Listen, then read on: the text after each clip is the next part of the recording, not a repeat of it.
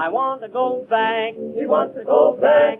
I want to go back to the farm. Go back far away from home, with a milk pail on my arm. I miss the rooster, the one that used to wake me up at 4 a.m. down on the farm.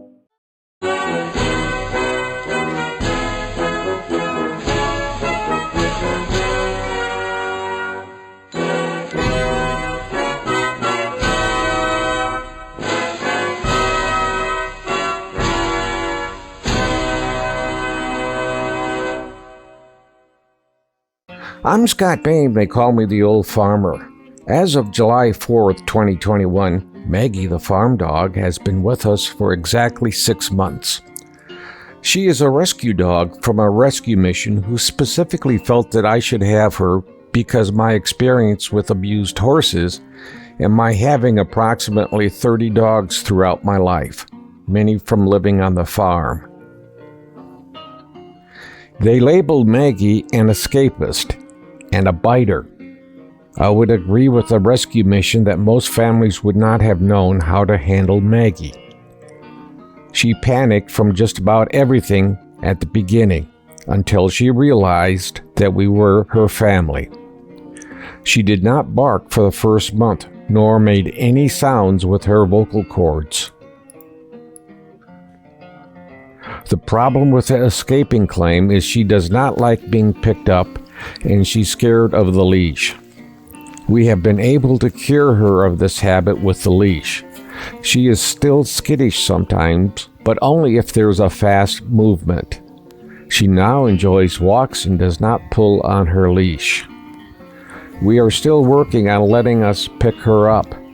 There is no problem to pick her up outside. In the house, she wants to be picked up from the couch rather than the floor. She is getting better.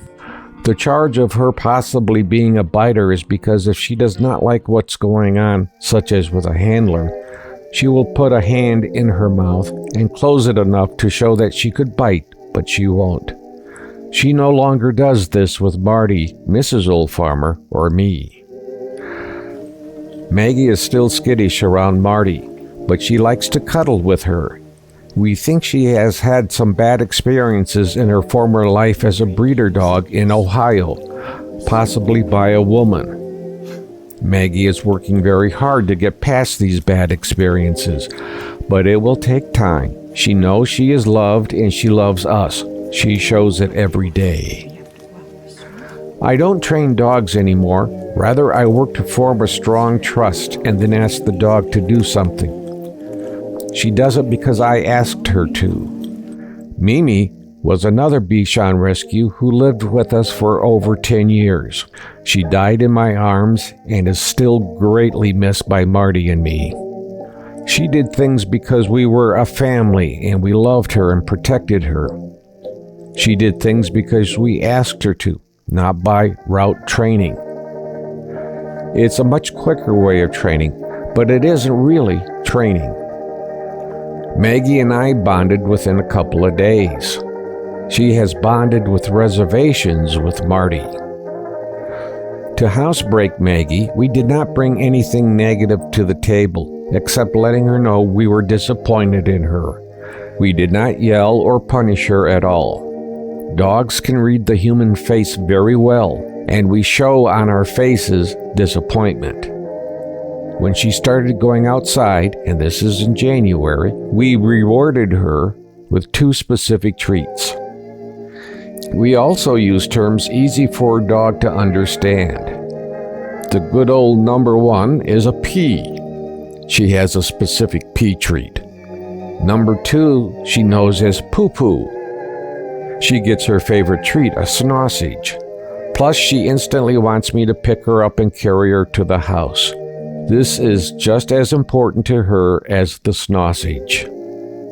We use words easy for Maggie to understand whenever possible. This is why we use the bathroom terms that we do.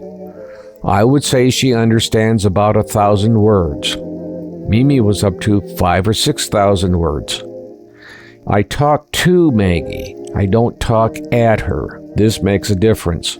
She works very hard to understand what I'm saying by carefully watching my face when I'm talking to her with new words. If I'm holding her, often I am talking into her ear so that only she can hear it.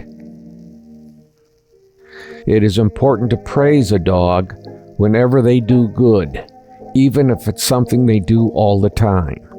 As an example, when she finishes her meal, we praise her. We praise her constantly. I don't worry about whether she can understand a word or not. She will eventually understand the meaning of it through repeated use. I am always talking to her and can tell if she understands the word or not by the way her eyes move.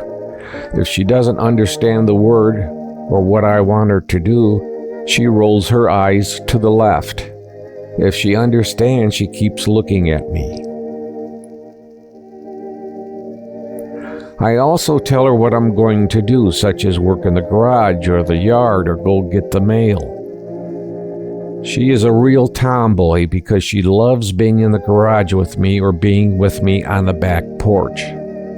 If she cannot be with me outside or in the garage because I'm doing something that could cause her to get hurt, she will wait for me by the door. I'm teaching her what to do if she sees hawks. She is to come to me immediately, and if I cannot pick her up, she is to press herself against my legs. I may be pulling my sidearm out to fire a couple of rounds into the ground to scare the hawks away. I always tell Maggie loud noise before I discharge the firearm. I have never had to shoot at anything to protect Maggie. The concussion is enough to force the hawks to fly somewhere else. It's been a while since I have seen or heard any coyotes. Maggie wants to know where I am at all times, and if she is outside sniffing some flowers, she will turn to see where I'm at. So after 6 months, I can say that Maggie has come a long way. She is still fighting demons from her past, but she knows this is home and that she matters and what she thinks matters. She's never had that before. She knows she is loved. She's never had this either. Unless something unusual happens, I will give another update after a year, which will be sometime in January 2022. This is the Old Farmer.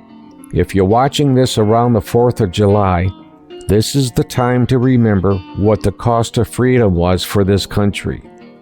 Thank you for watching. Be well. Be safe. Don't forget to click like and click subscribe on the Old Farmer YouTube channel, and thanks again for watching. Bye.